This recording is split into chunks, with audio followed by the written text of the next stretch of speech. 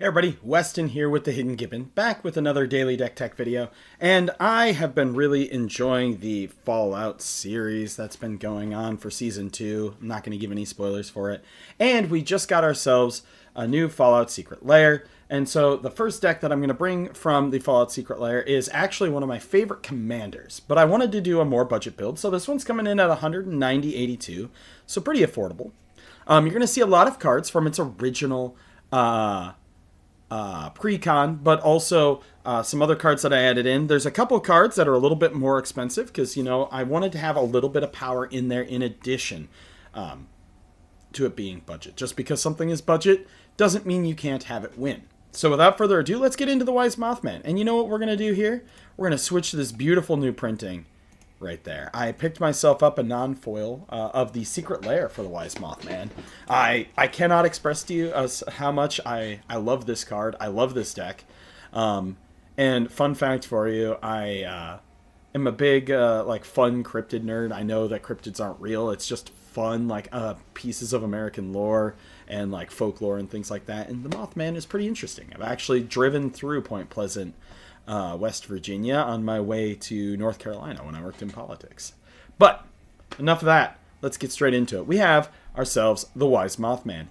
It's a 3/3 for 1 generic and then black, green, and blue. It flies, and whenever the Wise Mothman enters or attacks, each player gets a rad counter. And then whenever one or more non-land cards are milled, put a 1/1 counter on each of up to X target creatures, where X is the number of non-land cards milled this way. So rad counters are counters that people get. They have a little radioactive fallout symbol on them. And what they do is during your main phase, you mill cards equal to the number of rad counters. For each non-land that you hit, you remove a rad counter and you take 1 damage from it. And that's what it does. So we're going to do a little bit of mill, a little bit of proliferate, and let's see if we can get there today. We're running 17 creatures. We're running Cankerbloom in here, which gives you some enchantment and artifact removal, but also lets you proliferate.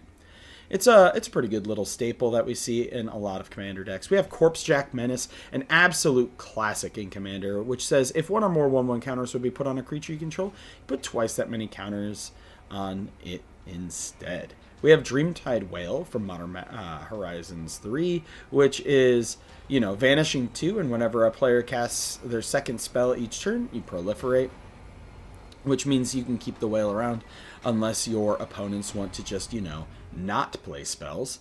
We have Evolution Sage, which lets you proliferate on landfall trigger.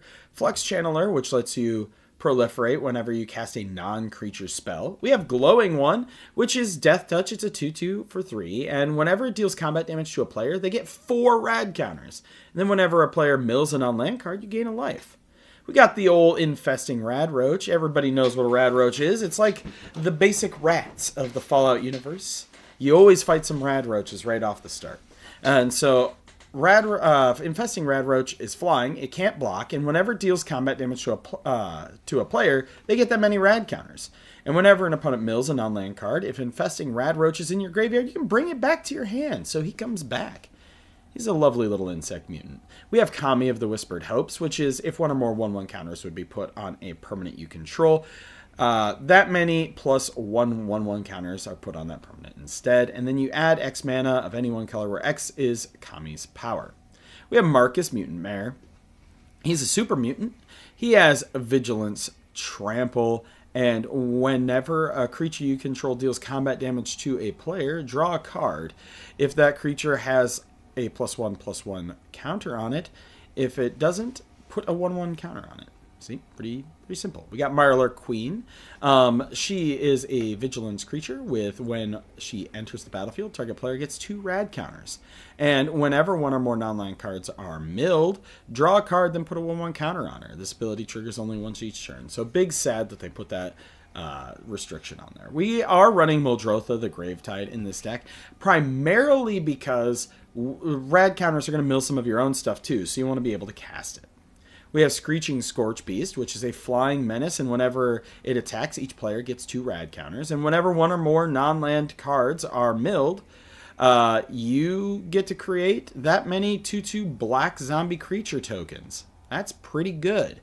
Do this only once each turn. So you you choose which mill trigger you want to get. Later in this deck, you'll see a creature that does a lot more mill, and you'll also see Mesmeric Orb. So choose which trigger will get you the most mill. We have Tekethal, so if you would proliferate, you proliferate twice instead. We've got the Master, which is when he enters the battlefield, target player gets 2 rad counters. And you can tap him and put target creature card in a graveyard that was milled this turn onto the battlefield under your control. It's Green Mutant. And notice this doesn't say that this happens only on your turn, or activate only as a sorcery. So if your opponent mills some big creature, you can put it on the battlefield. I actually played with this card in the deck, and I milled somebody's Essence Warden. Or not Essence Warden. Oh my goodness. Esper Sentinel. Sorry. Wow. And so I got a 3/3 Esper Sentinel, which is pretty nice. We got the Mind Skinner, who came from the old, what do you call it?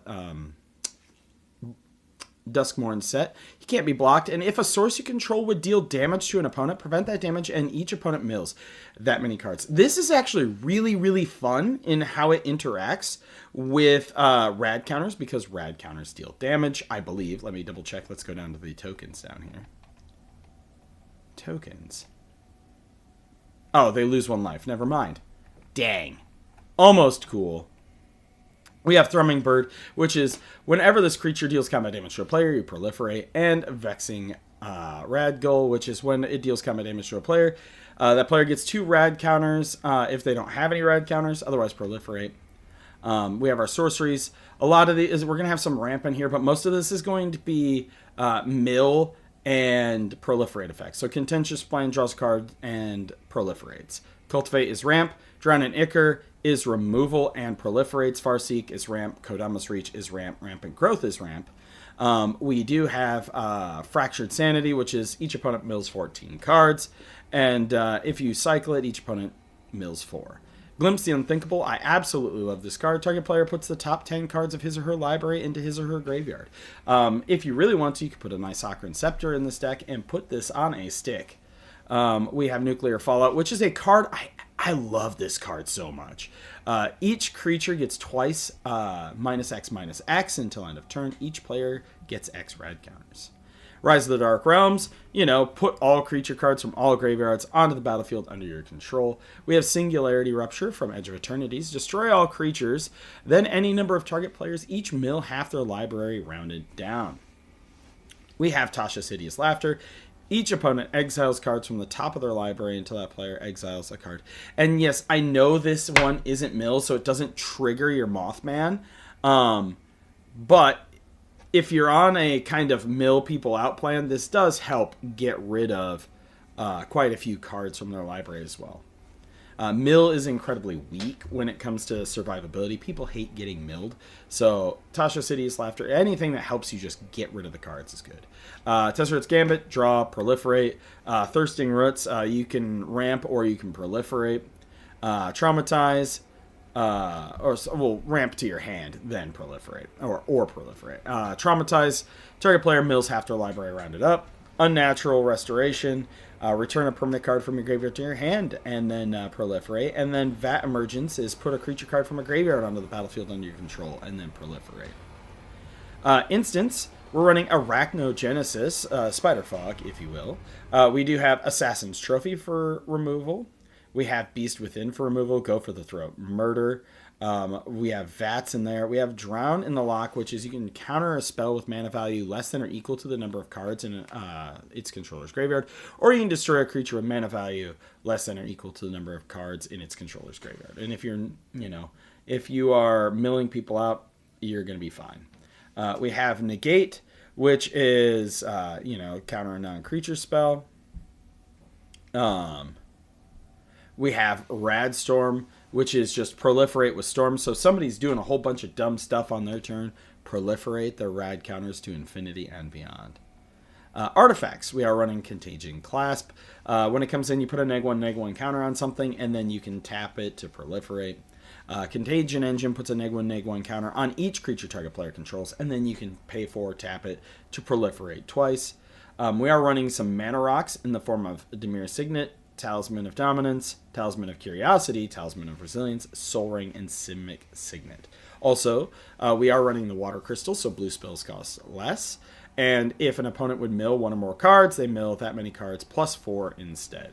We are running Mesmeric Orb, which is, even though it just got a reprinting from the Fallout Secret Lair, it is still $33. Please, Wizards, please print it in a non-Secret Lair, because Secret Lairs are all limited now. We do have our boots made for walking, so that way we can protect our Mothman. And we have the Power Fist, which is whenever a creature has a creature has trample, and whenever this creature deals combat damage to a player, put that many 1/1 counters on it, and then it's equipped to. I'm just going to tell you, as somebody who played Fallout, if you're playing on especially any form of harder difficulty, if you walk up in just your Vault Suit and a Power Fist to a Deathclaw, you dead. It's just how it's going to go. You got to have some form of armor. Enchantments. Fraying Sanity. At the beginning of each end step, the enchanted player mills X cards, where X is the number of cards put into their graveyard from anywhere.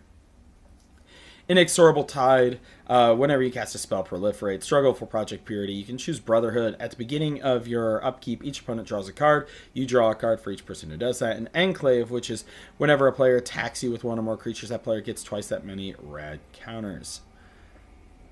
We have Vault 12, the Necropolis, which is full of ghouls.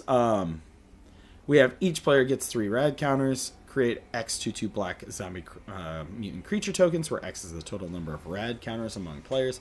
And put 2 1/1 counters on each creature you control that's a zombie or mutant. We do have Vault 87, Forced Evolution, the FEV virus. I always like myself and others call it the FEV virus, but that's saying the Forced Evolution virus. Gain control of target non-mutant creature for as long as you control this saga. Put a 1/1 counter on target creature you control. It becomes a mutant in addition to its other types, and draw cards equal to the greatest power amongst mutants you control. Lands, pretty simple, straightforward package. We are running ourselves 18 basics. You know, we got Command Tower in here. Basic, cheap land base with the temples. We are running Rogue's Passage because I love this card. You can also probably fit Secret Tunnel into this deck because you do have a few mutants. Karn's Bastion for some proliferate, and Nesting Grounds to move some counters from some other things. If you wanted to, you could put the add the one land that turns something into a god and then gives it an indestructible counter. And then proliferate your indestructible counters, and then use Nesting Ground to move those counters. But that's up to you. Let me know what you think of the deck in the comments down below. I love Fallout. I actually think that they could do a whole set for Fallout. Just like I am shocked, like completely shocked, that they have not done a complete set for, or any sort of product for the Elder Scrolls. I mean, Todd Howard has found a way to give us Skyrim I don't know how many times, so I'm sure that we're going to get Skyrim in Magic at some point in time. But I'm What's With the Hidden Gibbon. I'm probably going to be doing some of the unique commanders, the mechanically unique commanders like Maximus, Lucy, and the Ghoul, coming up here in the next few days. But as always, I'm What's With the Hidden Gibbon, and I hope you all have a wonderful day.